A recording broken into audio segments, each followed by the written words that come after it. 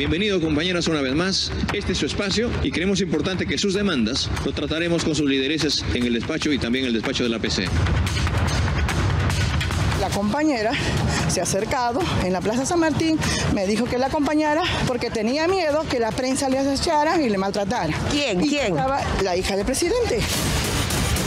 ¿Qué pasa si ya no solo son indicios, sino encontramos las pruebas que certifican que había un plan, una organización detrás del autogolpe de Estado del 7 de diciembre del 2022 y que por 8 meses pagamos todos los peruanos?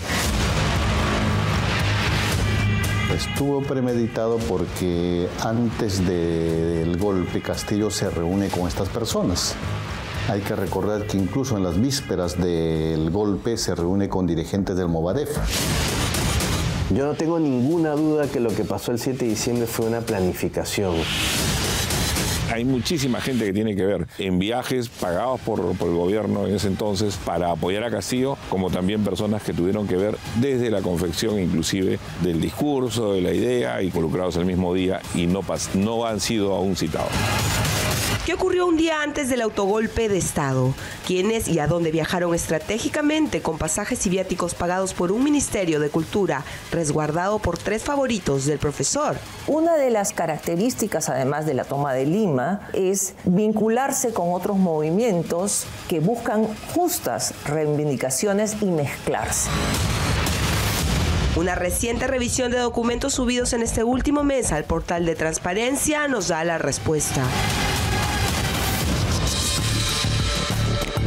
El presidente Pedro Castillo tiene el absoluto respaldo de todos sus ministros. Total. Dicen que recordar es volver a vivir, pero esta vez debemos recordar para no cometer los mismos errores. Era abril del 2022 y Alejandro Antonio Salasegarra era el primer abogado nombrado por Pedro Castillo como ministro de Cultura, sin ninguna experiencia en el cargo. Pero el fajín de Salas era parte de un acuerdo político con Somos Perú. Por eso, este escudero del profesor debería explicarnos los viajes que detallaremos a continuación.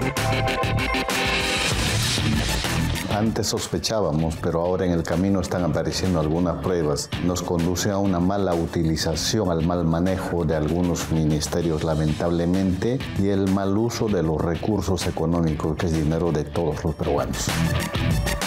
Entre el 27 y 30 de abril del año pasado, 6 dirigentes sociales comenzaron una rutina de viajes nunca antes pagada por el Ministerio de Cultura. Una ruta que respondía a intereses específicos de cada una de las asociaciones que representaban. En los documentos se detallan los destinos: Tarapoto, Juliaca, Cusco y Arequipa. Por el pasaje de Lourdes, Huanca, Atencio, por ejemplo, se pagó 1.269 soles. Pueden viajar aquellos funcionarios públicos, aquellos que tengan un contrato, un vínculo con el Estado, para una labor de representación, un acto de consultoría específico, alguna acción a favor del Estado, que no necesariamente es a favor del gobierno. Ahí empezamos las diferencias, ¿no? Porque no debería tener una inclinación determinada, sino que sea en beneficio del país. No eran ni funcionarios ni trabajaban para el Estado, pero por 8 meses viajaron al interior del país, siempre al mismo destino, a cumplir algunos mandatos. El 29 de junio, como consta de nuevo en el portal de Transparencia, la compra del boleto aéreo de Lourdes fue autorizada por el mismo despacho ministerial de Salas, al mismo destino. Aquella vez, mientras Lourdes Huanca iba a Arequipa, Wilder Sánchez Chávez, de la Confederación Campesina del Perú, viajaba a Tarapoto, y así los demás dirigentes. Cuando nosotros salimos a denunciar todos los hechos de obstrucción a la justicia y una serie de actos de corrupción que se venían sucediendo en el gobierno de Castillo, nos referimos también a que había todo un aparato subvencionado por el Estado en ese entonces, o por el gobierno, que eran parte de todo ese andamiaje de gente que blindaba a Castillo, ¿no? La práctica constante comenzó a traer frutos. Castillo se mostraba en Palacio recibiendo el supuesto apoyo de un pueblo engañado por supuestos líderes o dirigentes que no los representaban. Todo televisado por TV Perú, el canal adscrito al mismo Ministerio de Cultura. Queremos que lo vaquen al presidente. Otra vez, porque no le escuchan los medios de comunicación. Queremos que lo vaquen a nuestro presidente de la República. En agosto del 2022, el ministerio cambió de manos, pero no de estrategia, y los viajes continuaron, pero esta vez todos los meses. Así comprobamos cómo Lourdes Huanca viaja con pasaje pagado por todos los peruanos otra vez a Arequipa, y en septiembre, junto a su hijo John Henry Cuaquira Huanca, a Cusco. Para ese tiempo ya aparecía con más frecuencia junto a la familia de Castillo. Primero acompañando a Jennifer Paredes a la fiscalía y luego al mismísimo presidente en un recorrido para las cámaras en donde fingía el apoyo popular. Son pseudodirigentes, las organizaciones igualmente muchos de ellos no tienen personería jurídica y no representan a nadie. Con mayor injerencia aparecieron con Castillo porque Castillo abría las puertas presuntamente para ese sector de los dirigentes. Es en agosto del año pasado cuando comenzamos nuestra investigación y logramos entrevistar a Lourdes y negó tener vínculo alguno o relación con el gobierno de turno. ¿A dónde van a ir, Lourdes? Al Palacio. ¡Wow! ¿Y cómo has hecho para que reciba el presidente así? No, la voluntad del presidente. El presidente es el presidente del pueblo y tiene que recibir. Es del pueblo y para el pueblo. Si no, no sería presidente del pueblo, pues, ¿no? Aquella vez desenmascaramos su servil apoyo al régimen del profesor a cambio de los pagos a su hijo en forma de jugosas consultorías. ¿Tienes un hijo que se llama John Henry? A ver, tengo hartos hijos e hijas. Ya me puede... John Henry. ¿Tu hijo se llama John Henry? No sé nada. ¿Alguna vez ha trabajado para el Estado John Henry Cuaquira? Tenga la amabilidad de por favor, quédate conmigo. Contéstame. Lourdes Huanca. ¿Ha trabajado con el Estado?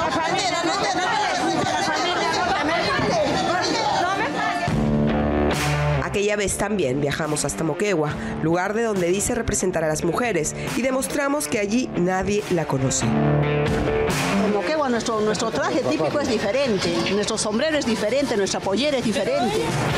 Entonces, ¿cómo así es presentada y registrada en la base de datos de pueblos indígenas del Ministerio de Cultura? ¿Por qué y para qué viaja el 6 de diciembre a Arequipa nuevamente con pasaje pagado por todos los peruanos, como consta en el portal de transparencia? ¿Acaso había ya un plan puesto en marcha? Tomaron a estas personas interesadas, pero obviamente con alguna experiencia, para movilizar, para engañar a la gente, y que todo funcionaba en función a cómo esté el bolsillo. Con bolsillo lleno ellos pueden invitar cosas, traer personas o simplemente fabricar a algunos dirigentes. Lo cual termina de corroborar que siempre hay un fin subalterno, ¿no? Esa manía que tienen nuestros presidentes, mala costumbre, corruptela, de querer siempre controlar y manipular al pueblo para sus fines propios. Es el 6 de diciembre, un día antes del autogolpe de Pedro Castillo, un día clave en este cuadro de viajes. Isidro Limache Carita, de la Unión Nacional de Comunidades Aymaras, viaja a Juliaca. Lourdes Huanca Atencio, de la FEMU Carinamp, hace lo propio a Arequipa. Y Oseas Barbarán, de la Confederación de Nacionalidades Amazónicas del Perú, a Pucallpa. En ese tiempo, el sector cultura era custodiado por la congresista Silvana Robles. La función de Castillo era tener personas que se movieran dentro del Perú como buen sindicalista, como Lourdes Huanca. Ella simplemente es una pieza más importante, por cierto, porque ella comienza a su vez a juntar a otros personajes para este movimiento. Pero todo está articulado. Todos ellos estaban alertados y que si es que ocurriese algo, pues simplemente para dar fuerza al nuevo gobierno que había dado golpe. Porque si pasa algo, salir inmediatamente. Y finalmente hacen toda esa maniobra de pretender incendiar Lima. Desayunaban, almorzaban, cenaban en Palacio de Gobierno, pierden todo eso y lo que hacen es incendiar el país. Casi un año después todavía nos cuesta levantarnos de los fatales 17 meses del gobierno de esta izquierda radical que pretendió tomarnos como a toda Latinoamérica y que plantea discursos falsos. Por eso es importante no olvidar. Ya lo han capturado a Defensoría del Pueblo, la Iglesia, el Ejército, todo. Están tras de poder capturar al Jurado Nacional de Elecciones y a la OMP. Estas dos instancias que ellos quieren, cosa que de esta manera ellos van a garantizar su gobernación hasta el 2026. En una mal llamada entrevista magistral, Lourdes Huanca sigue mintiendo ahora en México, luego de haberse reunido con Lidia Paredes. Y aunque en algún momento la ministra de Relaciones Exteriores salió a desmentir los discursos falsos que vertió por toda Europa en un road show que continúa. Bienvenidas a un programa más de Enclave Internacional, esta vez para hablar de la situación en Perú, y para ello tenemos a Lourdes Huanca con nosotros. Muchas gracias por acompañarnos, Lourdes. La Asociación de Huanca sigue inscrita en la base de datos de pueblos indígenas del Ministerio de Cultura, aunque desde su página web fomenta el odio y la división de todos los peruanos. En esa base de datos están otras organizaciones que no tienen personería jurídica o real. Es el caso de la ONAMIAP y la UNCA. Las organizaciones tienen personería jurídica y por lo tanto dentro de cada organización los dirigentes son elegidos, y son elegidos en congresos, son elegidos en asambleas, estos están debidamente reconocidos. Pero por debajo de esos hay otros que pretenden utilizar ese nombre bien reconocido de institución, luego salir. Lo han hecho, por ejemplo, en esta organización de las rondas campesinas, que no es el líder máximo, sino es otra persona interesada que era muy allegado a Castillo, solamente para fines políticos. Consultamos con el ministerio y nos definieron la BDPI como la base de datos oficial de pueblos indígenas y originarios que desde el 2014 incorpora también a organizaciones supuestamente de alcance nacional que debería representar a nuestro genuino pueblo, pero fueron utilizadas en el 2022 por pseudo dirigentes con fines políticos. La Asociación Interétnica de Desarrollo de la Selva Peruana. La IDESEP obviamente es otra institución también ya antigua, reconocida, que también con problemas internos. Confederación Campesina del Perú. Pues una organización antigua, pero igualmente, entonces allí hay algunos grupos interesados. La Confederación de Nacionalidades Amazónicas del Perú, CONAP. Allí hay problemas, ¿no?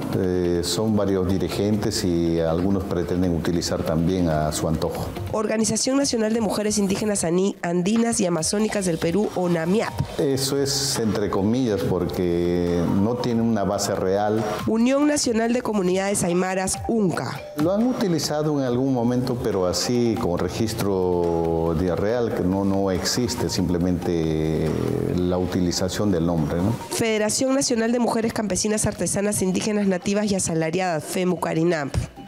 Igual es otra organización, entre comillas, que aparece, pero sin personería jurídica real. Solo como dato adicional, este mes se ha nombrado viceministro de Interculturalidad a José Carlos Rivadeneira Orihuela, un allegado y defensor de Vladimir Cerrón, puesto en el cargo en una resolución firmada por Dina Boluarte. Su despacho tendrá nuevamente el encargo de administrar la nombrada base de datos de pueblos indígenas.